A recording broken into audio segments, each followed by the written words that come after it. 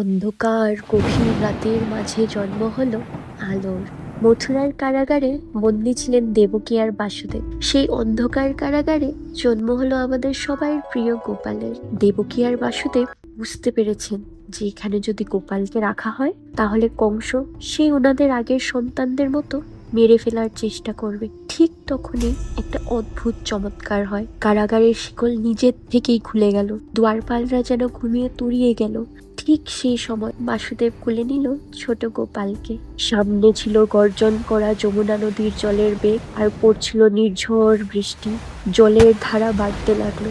ঠিক তখন নাগ দেবতা মাথায় ছাতা হয়ে রক্ষা করলেন ছোট গোপাল আর বাসুদেবকে। না ঝড়, না বৃষ্টি, না যমুনা নদীর বেগ কেউ আটকাতে পারেনি। এখানে বিশ্বাস আর প্রেম ছিল বড় শক্তি। আর সেই বিশ্বাস আর প্রেমের জোরে বাসুদেব পৌঁছে গেলেন গোকুলের ছোট্ট একটা ঘরে, আর রেখে দিলেন ছোট গোপালকে মা যশোদার বুকের কাছে। এত বাধা, তবু বাসুদেব ছোট গোপালকে নিয়ে পৌঁছে গেলেন মা যশোদার কাছে।